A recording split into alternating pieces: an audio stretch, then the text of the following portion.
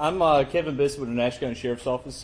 Today, myself and the Sheriff's Son will be doing a brief interview about an incident that occurred during a warrant service resulting in a suicide in assistance with the U.S. Marshals Service. Today, April 22nd, 2025, the Nash County Sheriff's Office assisted the U.S. Marshals Task Force in attempting to serve a high-risk arrest warrant for Donald Fields. Fields was a 40-year-old black male with a history of violent tendencies and prior weapons and narcotic charges. Fields also was wanted in the state of Connecticut as an absconder and also in the state of New York in association with a second-degree murder charge. Shortly after 7:30 this morning, the U.S. Marshals Task Force and Nash County deputies arrived at 4892 Crabtree Lane in Nashville, North Carolina. The suspect was seen outside the residence, and when engaged by the U.S. Marshals Task Force, a brief foot chase ensued into the woods located directly behind the residence. When the marshals and the deputies called up with Donald Fields inside the woods, it was identified that he was holding a pistol to his head. Fields made a brief statement implying that he was not going to be taken into custody and then sustained a self-inflicted gunshot wound. Deputies and agents immediately attempted life-saving interventions until EMS arrived, but they were unable to successfully save the life of Donald Fields. Fields was pronounced deceased on scene. The North Carolina State Bureau of Investigation was notified, which is our policy in these situations, and are conducting an investigation in association with the Nash County Sheriff's Office. I'll now turn it over to Sheriff Stone for any questions you may have. Sheriff, was Fields living at this house, or was he passing through? Why was he in North Carolina? He had moved here. I guess he was an absconder on the run, moved to this residence, and we have just found out shortly that this house also had another federal fugitive in it, and he's in custody at this time also for federal weapons violations from Connecticut or New York. What's the relationship to the woman, I understand, Ms. Hazel, who owns or lives in the house, to these men? I had a brief conversation with the second defendant earlier, and he advised that it was his mother's house and he was just getting it together, and this individual that we encountered earlier, that he was there helping clean up the place to get it ready to move in. So they were in the process of allegedly moving in. Sheriff Stone, we've talked at great lengths about the dangers in serving warrants, and this proved to sort of be that volatile situation. Talk a little bit about, the precautions that you have to take when something can go wrong within a matter of seconds. So I was notified last night by our Marshals Service, and I want to commend the Marshals Service for what they do. They go out and get the most dangerous individuals that other law enforcement agencies are not equipped to handle. They track down very bad people and take them into custody. It's a very dangerous job, probably one of the most dangerous jobs in federal law enforcement, because they could get the worst of the worst. This situation is they had a warrant and they needed a few deputies to go help them take this person into custody. But as you see, they go to a house of crime.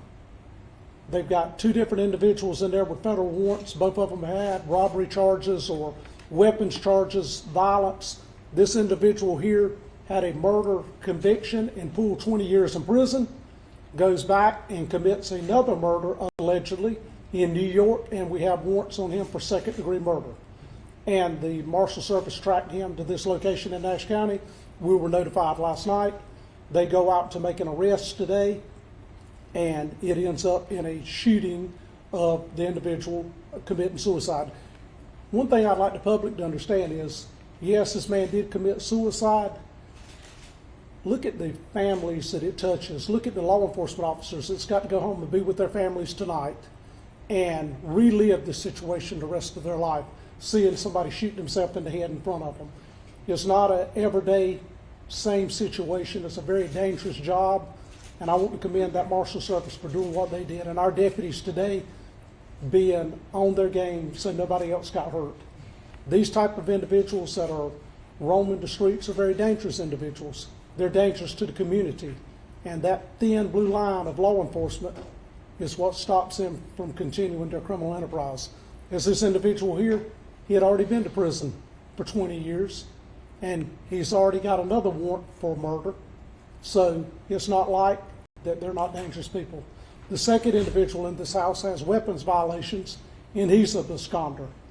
and they come to places like, who would think, in Castaic, a quiet little neighborhood, and move in, and you end up with this type of activity. So it's a very dangerous job, and I just commend the Marshals Service and these deputies today for their diligence in helping keep our community safe.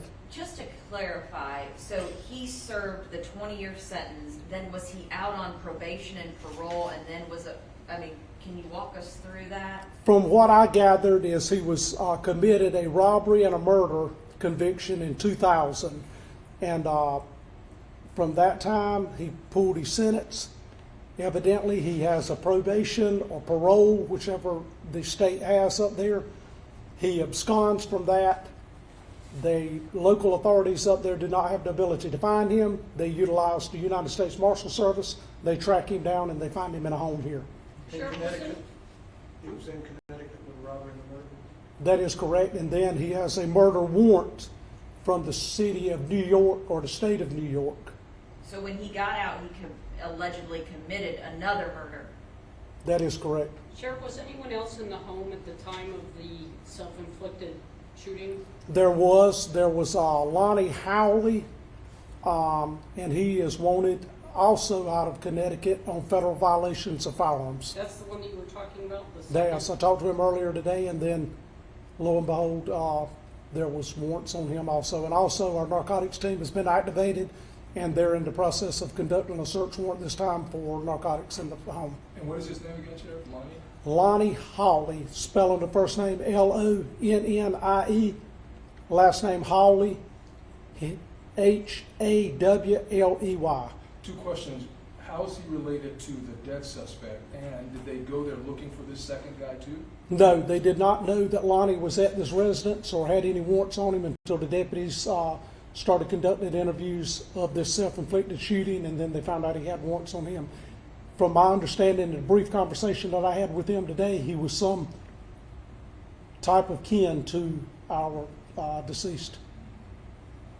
So Howley is the second individual, or is he a third individual?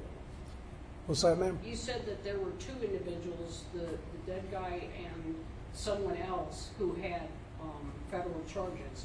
Howley was that second person? Howley was he the a second third? person. Allegedly, he was in the house when the deputies and the Marshal Service arrived, and he came outside after the incident. Can you specify what kind of weapon that Fields used? You said pistol, was it like a revolver or some automatic? And was it his gun? It appears to be that it's a 9mm semi-automatic weapon. He is a convicted felon. He should not have a weapon. That's the last thing a felon needs is a weapon. And I don't know if that gun is stolen. The State Bureau of Investigation is conducting that investigation at this time because it is a incident where we felt it would be best, since we were involved in the onset of it, to let another agency come in. So they're checking the status of that weapon. But from the weapon that I saw, it appears to be a 9mm semi-automatic weapon, and it still had several rounds in the magazine. So if he had not committed suicide, he would have also been taken into custody for possession of firearms. That is correct. Sheriff, how long? Sorry, go ahead. How close were your deputies and marshals to this man when he pulled the trigger, and were they in any danger of being shot at? Absolutely, they're in danger. When the deputies pulled up and the United States Marshal Service pulled up, he was in the backyard cleaning up around a bulldog or an American Terrier, and he sees the deputies. He has the weapon on him. He takes off, crosses a fence. The deputy pursues him, jumps the fence, and runs probably 150, 200 yards in the woods. The individual then turns around, and the deputy challenges him, and then the comments are made that he can't be taken back, that he can't go through this or something to that nature. Takes the gun and sticks it to his head and pulls the trigger. From the scene where I went down and looked at it, he was no more than 10, 15 yards from him. But at least it's a incident where the individual did not make law enforcement have to make that decision to end his life. He did it on his own. And Howley and his mother were there, is that correct? His mother is not there. This was all information that I got from the second party, who was also a federal fugitive. Was Hallie inside or outside? Was Repeat. the second suspect in or out of the house? He was outside of the house when I spoke to him, but he was inside the house when the onset of the foot pursuit was initiated. How long do you anticipate them living there and kind of holding up in this house in Castelia? Any idea? Well, they were still moving stuff in, so, who knows? So is the second suspect in custody now? He is in custody at this time, and they're conducting a search warrant on the home at this time. Do we know where Fields was seen before he came to North Carolina? Like any last particular time he may have been spotted by anyone of law enforcement? Any video, pictures of him? I don't. That would be the United States Marshals Service. I don't inquire into their great ability to track individuals. I just know that usually when the United States Marshals start tracking someone, they will soon be in custody. Has there been a next of kin identified to claim the suspect's remains? The next of kin was notified, but he is in custody at this time. Oh, he's incarcerated? He's in custody. He's hauling. Yes, Oh, yes, so they are related. yes. So Hawley and Fields are related. He tells me that they are related. You say how? I didn't get deep in conversation with that. The homeowner face any charges out of this? Holly is supposed No, to the be. homeowner. The homeowner is supposed to be part owner of this home, and he is in custody at this time So also. Holly was part owner of the house. That is what I was told With his mother. with his mother. And Hawley's related to Fields. Any other questions?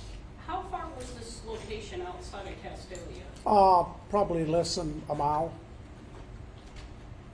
But Just it's a Nash- quaint neighborhood, up a path, a non-assuming brick home that's off the road. But it's an actual address. It is correct. Thank you, Sheriff. Thank you, Thank you, Sheriff. thank you, Thank you. thank you.